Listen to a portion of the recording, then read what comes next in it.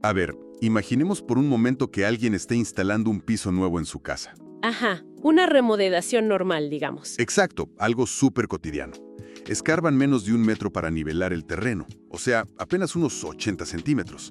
Y de repente, ¡pum!, la pala golpea algo sólido. Híjole, y ahí cambia todo. Totalmente.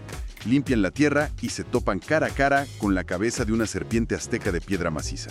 Y bueno, eso suena como el inicio de una película de aventuras de Hollywood, pero no es ficción.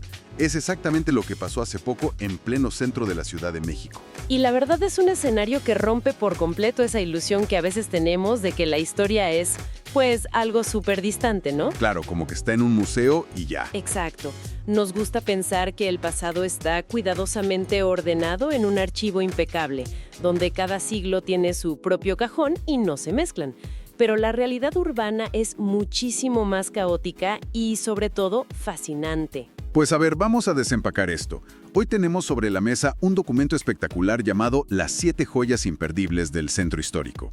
Y la misión de este análisis a fondo es, más que nada, entender que esta ciudad es esencialmente como un pastel de capas arquitectónico. Una analogía perfecta, la verdad. Es que literal, las culturas se aplastaron y se construyeron unas sobre otras. Sí, es un registro fósil vivo. O sea, cada muro de piedra volcánica, cada arco y cada patio central que documentan nuestras fuentes de hoy no son simples, digamos, atracciones turísticas para tomarse fotos. Para nada. Son cicatrices de conquistas, de una acumulación extrema de riqueza y, la verdad, de una supervivencia urbana bastante despiadada.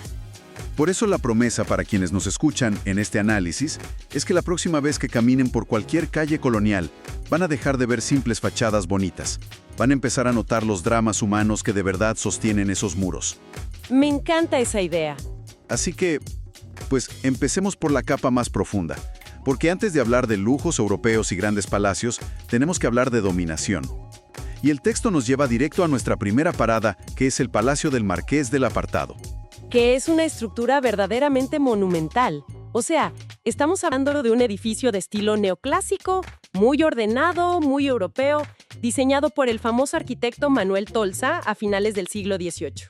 Ajá, el mismísimo Tolsa. Exacto. Pero lo importante aquí no es el arquitecto estrella, sino el dueño del lugar, Francisco Fagoa. Y ahí es donde me pregunto qué tan absurdamente rico tenías que ser para encargarle tu casa a Tolsa en esa época. Era como contratar al arquitecto más cotizado del mundo hoy en día. Bueno, es que Fagoa no era un simple comerciante, ¿eh? Él era el encargado del apartado. ¿Y eso qué significa en términos prácticos? Pues para entender esto hay que ver el mecanismo de la riqueza novohispana. Su trabajo era literalmente separar el oro de la plata que venía de las minas. Esto se hacía para poder cobrar el quinto real. Ah, el famoso impuesto de la corona. Así es. Era el 20% de impuestos sobre todos los metales preciosos, y ese dinero financiaba directamente a la corona española y, por extensión, a buena parte de Europa. O sea, era en términos prácticos el embudo económico del imperio. ¡Wow! Un poder absoluto. O sea, todo el dinero pasaba por sus manos. Básicamente sí. Pero aquí es donde la tierra decide hablar, porque este señor decide construir su símbolo máximo de poder económico exactamente encima de la pirámide de Cihuacuatl. O sea, el recinto de una de las deidades mexicas más importantes. Es que está cañón. Sí, y todo esto se quedó enterrado y en secreto hasta que, en 1901, haciendo unas obras supervisadas por el arqueólogo Leopoldo Batres y Porfirio Díaz, abren el suelo y ¡pum!, otra vez la historia brota. Y lo que emergió fue espectacular, ¿eh? Encontraron esculturas mexicas colosales. ¿Qué encontraron exactamente? Pues, por ejemplo, una Ciuxcuatl, que es esta serpiente de fuego impresionante, y un Ocelotl Cuaxicali, que es, digamos, un jaguar de piedra con un cuenco en el lomo. Y ese cuenco estaba diseñado específicamente para depositar corazones humanos durante los sacrificios. ¡Qué locura! El contraste entre la oficina de impuestos y la piedra de sacrificios. Fue un choque de realidades tan brutal que las autoridades de esa época decidieron crear ahí mismo la primera ventana arqueológica abierta al público en la ciudad. Y aquí es donde se pone muy interesante. Porque, bueno, uno pensaría que construir la oficina de impuestos del imperio sobre un templo prehispánico fue una simple coincidencia geográfica, ¿no? De que, pues había un espacio libre y ya. Claro, uno asume que es puro pragmatismo. Exacto. Pero las fuentes nos muestran que este patrón se repite constantemente. Y el ejemplo más alucinante de esto es la casa de la primera imprenta de América. Que fue fundada en 1539, o sea, apenas 18 años después de la caída de Tenochtitlan. Un abrir y cerrar de ojos en tiempos históricos. Exactamente. Fue traída por el italiano Juan Pablos con el permiso del arzobispo Zumárraga. Y el primer libro que sale de esa máquina es la Doctrina Cristiana.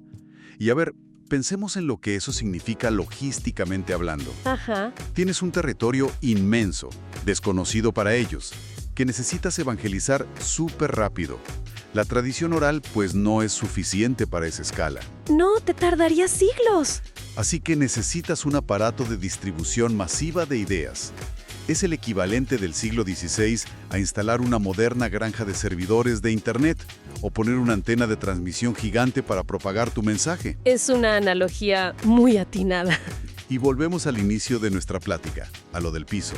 Resulta que durante una restauración reciente a cargo de la UAM, escarban el piso de esta mismísima imprenta y a 82 centímetros encuentran esa cabeza de serpiente mexica que mencionamos al principio. Es impresionante. Es que literal estaban imprimiendo la nueva fe a menos de 1 metro de los dioses antiguos. Y lo fascinante aquí es que esta superposición no era un simple reciclaje de cimientos por razones de practicidad, que es lo que a veces nos enseñan en la escuela, ¿no? Como de, aprovecharon la piedra. Claro, la versión aburrida. Sí, pero no fue así. Era un acto de guerra psicológica. Colocar el centro del cobro de impuestos o la principal máquina de propaganda religiosa de todo el continente exactamente sobre los centros de poder prehispánico era una forma muy clara de decir, su cosmos ha sido reemplazado por el nuestro. Nosotros pisamos a sus dioses. ¡Qué de fuerte! Es una imposición violenta.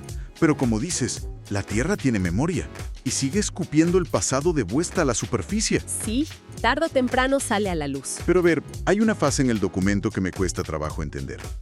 Una vez que este dominio español se asienta y toda esta riqueza monstruosa que pasaba por el Marqués del Apartado empieza a quedarse en las familias locales, llegamos a esta era de la aristocracia novohispana. El auge total del lujo. Y el documento menciona estructuras como el Palacio de los Condes de Santiago de Calimaya, que le pertenecía a los descendientes directos de Hernán Cortés. Un edificio barroco masivo. Es de verdad la materialización arquitectónica del estatus. Imagina paredes que combinan la cantera gris, que da esta solidez institucional, con el tesontle rojo. Ah, sí, esa piedra volcánica superporosa y ligera, ¿no? Exactamente, la que le da ese color rojo sangre tan característico a la ciudad. Y por supuesto, todo rematado con puertas enormes enmarcadas por estas elaboradas columnas salomónicas. Puro drama barroco. Y también el texto nos habla de la Casa de los Condes de Heras y Soto, construida por Pedro de Medina y Torres. Este tipo se hizo obscenamente rico traficando mercancías de Asia a Europa, usando a México como puente entre Acapulco y Veracruz. Un negocio redondísimo. Pero el que realmente rompe la escala del ego de esa época es el Palacio de Iturbide. Oh, sí, ese fue construido por el conde de San Mateo de Valparaíso. Sí, pero fíjate en el motivo real de la construcción. No lo hizo como sede de su negocio transatlántico o algo así. Lo hizo simplemente como un regalo de bodas o de capricho para su única hija. Un regalito, nada más. Un regalito de 3 pisos, que en el siglo XVIII en la Ciudad de México era como construir un rascacielos personal. Salones inmensos, patios para carruajes, todo para que una sola persona tuviera una casa digna de su apellido. Y claro, se llama de Iturbide porque mucho después, Agustín de Iturbide se instaló ahí en 1821 y en sus balcones lo proclamaron emperador. Es, sin duda, el pico absoluto de la arrogancia imperial y nobiliaria. Pero, a ver, detengámonos ahí. Porque entonces, ¿qué significa todo esto? Me surge una duda enorme. Si estas familias nobles tenían, literalmente, el monopolio del comercio transatlántico, el control de las aduanas y eran dueños de las minas de plata, ¿cómo es posible que perdieran todo su poder y su dinero tan rápido? Es una excelente pregunta. Porque si adelantamos el reloj, las fuentes nos dicen que en lugar de que estos palacios deslumbrantes siguieran siendo el pináculo del glamour, terminaron convertidos en vecindades amontonadas. Sí, y si conectamos esto con el panorama general de la historia de México, la respuesta está en el colapso del sistema justo después de la independencia. El caos total, me imagino. Brutal. A partir de 1821, México entra en una crisis financiera de la que poco se habla, pero que fue devastadora. Las rutas comerciales globales se rompen por completo, la minería de plata colapsa debido a las guerras, y esa aristocracia novohispana que basaba su riqueza en monopolios otorgados directamente por el rey de España, Pues se quedan sin su jefe, básicamente. exacto, de pronto se quedan sin ingresos líquidos. Tenían títulos nobiliarios y paredes de tesontle, pero no tenían efectivo para mantener a ejércitos de sirvientes ni para reparar estos monstruos barrocos. Entonces la ciudad se les viene encima. Completamente. La ciudad tuvo que devorar esos espacios. A medida que avanzaba el siglo XIX y luego el XX, las crisis expulsaban a la gente del campo hacia la capital y la población explotó de una forma incontrolable. La ciudad funcionó casi como un cangrejo ermitaño. A ver, explícame eso del cangrejo. Como sabemos, el cangrejo ermitaño no hace su propia concha, sino que busca la concha vacía de algún caracol gigante que ya murió y se mete ahí a vivir, ¿cierto? Claro, es una analogía perfecta. Pues la nueva población urbana que llegaba y no tenía dónde vivir, encontró estas inmensas conchas vacías de la nobleza en bancarrota. Los dueños originales, desesperados por dinero, tuvieron que rentar o vender. Y así es como un salón de baile, diseñado originalmente para recibir virreyes con vestidos de seda, de pronto se fraccionaba con paredes de madera barata para albergar a 10 familias distintas. ¡Qué locura! O sea, el patio central donde maniobraban carruajes importados de París, de repente se llenaba de lavaderos comunitarios y tendederos de ropa. Exactamente. Pasaron de ser residencias de lujo unifamiliares a ser microciudades donde decenas, a veces cientos de personas compartían una sola toma de agua. El contraste es de locos, en serio. De ser el palacio de Calimaya, sede del linaje de Cortés, a ser la vecindad más densa y ruidosa de la cuadra. Y aunque hoy en día muchos de estos lugares ya fueron rescatados, o sea, el de Calimaya ahora es el Museo de la Ciudad de México, el de Iturbide es el Palacio de Cultura Banamex, pasaron décadas funcionando como este ecosistema intenso de supervivencia urbana. Es un electrocardiograma de nuestra historia, literal. Y esto me lleva a la siguiente duda lógica de todo este escenario. Si el centro histórico se estaba saturando a ese nivel, convirtiéndose en este mar de vecindades sobrepobladas y bulliciosas, ¿a dónde huían las élites que todavía tenían algo de dinero? Porque no se iban a quedar ahí. No, por supuesto que no. Tuvieron que inventar una nueva geografía. Ya no querían, ni podían, vivir en el ombligo del caos. Y aquí el texto nos presenta dos joyas que nos muestran cómo era la geografía de la ciudad antes de que el asfalto y el cemento lo cubrieran todo. Primero mencionan la famosa Casa de la Bola. Que está ubicada en Tacubaya. Así es, sus orígenes vienen desde el siglo XVI. Y bueno, se llama así por una cúpula semiesférica muy distintiva que tiene. Pero su punto clave es que era una casa de campo. O sea, fue comprada por magnates mineros como el Conde de Regla, y ya mucho más adelante, en el pleno siglo XX, un coleccionista obsesivo llamado Antonio Hagenbeck la compró y la restauró meticulosamente. Un trabajo titánico el de Hagenbeck, la verdad. Sí, la atiborró de relojes europeos, candiles, tapices de gobelinos y porcelana finísima. Todo esto con la intención de congelar en el tiempo la vida de la alta sociedad de los siglos pasados. Y es un ejercicio de preservación impresionante, porque caminar por la Casa de la Bola hoy es literalmente respirar el aire de los siglos XVII al XIX de forma intacta. Pues sí, suena padrísimo para ponerlo en un folleto turístico, pero a ver, si lo analizamos con ojo un poco más crítico, rompe mucho el romanticismo de la historia. ¿En qué sentido? Porque Hagenbeck no preservó la vida real de la ciudad, ¿sabes? Preservó una burbuja aislada. La Casa de la Bola era básicamente la versión del siglo XIX de huir a un fraccionamiento privado con seguridad en las afueras de la ciudad. La aristocracia se iba a lugares como Tacubaya precisamente porque ya no querían ver las vecindades del centro, ni querían lidiar con lo que pasaba ahí. Claro. Y esto plantea una pregunta importante para nuestro análisis. ¿Qué era exactamente lo que olían o de lo que huían con tanta desesperación en el centro?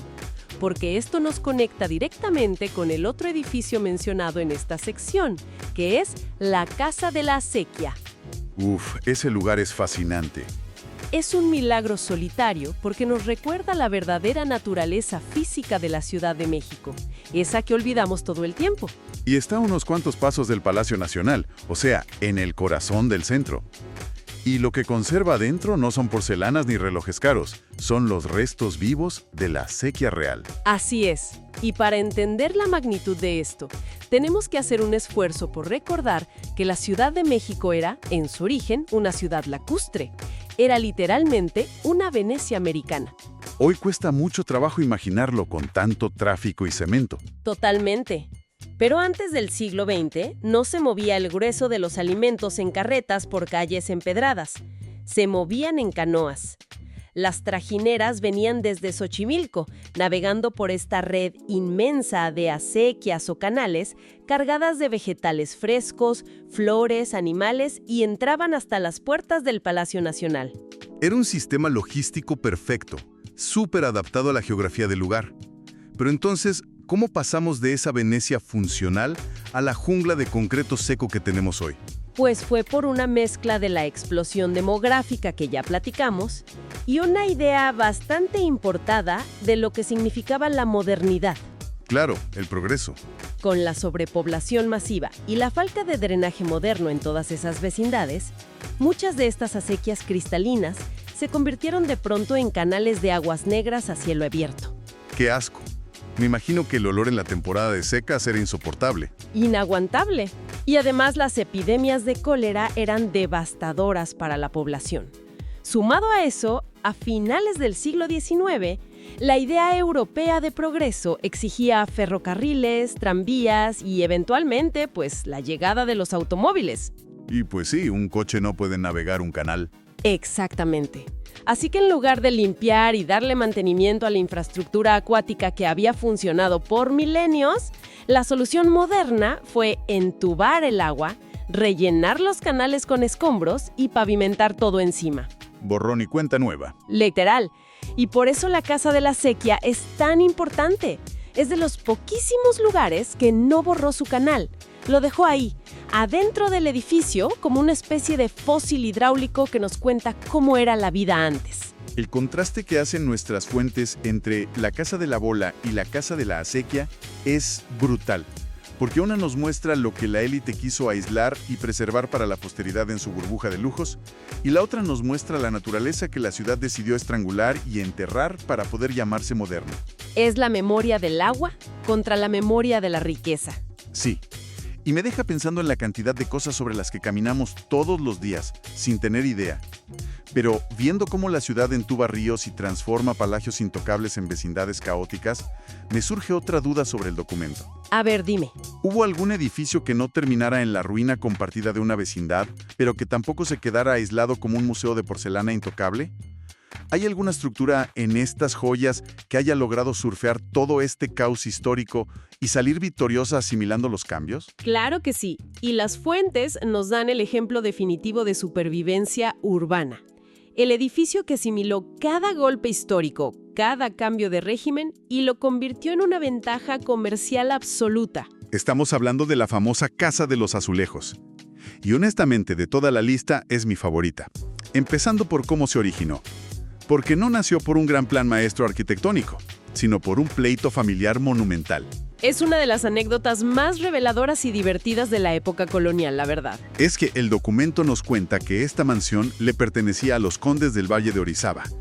Y resulta que el conde tenía un hijo adolescente que era básicamente un desastre. El clásico hijo rebelde, ¿no? Sí, vida bohemia, puras fiestas, cero interés en aprender sobre los negocios de la familia. Y un día, el padre, en pleno berrinche de decepción, le lanza una de esas frases fulminantes que los papás creen que van a enderezar a los hijos. Tú nunca harás casa de azulejos. Una humillación directa. Sí, era la forma elegante del siglo XVIII de decirle, eres un inútil, no tienes visión y nunca vas a construir nada de valor en tu vida. ¿Y cuál fue la respuesta del hijo? ¿Por qué no se quedó callado? Por supuesto que no. El hijo usó el sarcasmo arquitectónico más caro de la historia. Por puro orgullo y rebeldía adolescente, nada más para callarle la boca a su padre, manda forrar toda la fachada exterior de la inmensa mansión con miles y miles de azulejos de Talavera poblana. Que en esa época era un lujo absurdo. Es que es el mayor mira y aprende, o a que no te atreves, jamás documentado en la historia de la arquitectura. Es una maravilla. Pero si la historia terminara ahí, sería solo una anécdota curiosa de juniors coloniales desperdiciando dinero. Ajá. La verdadera genialidad de La Casa de los Azulejos, y la razón por la que es la joya máxima de la adaptación, es cómo este capricho azul y blanco fue mutando con el país. Cierto. Porque si avanzamos en el tiempo hasta el final del Porfiriato, este mismo edificio súper aristocrático es comprado por la familia Madero. Espera, ¿la familia de Francisco I. Madero? Así es. De pronto, el símbolo máximo del exceso colonial de los condes novohispanos se convierte en la propiedad de la familia norteña que está a punto de desatar la Revolución Mexicana de 1910. O sea, el edificio cambia de bando ideológico casi sin darse cuenta.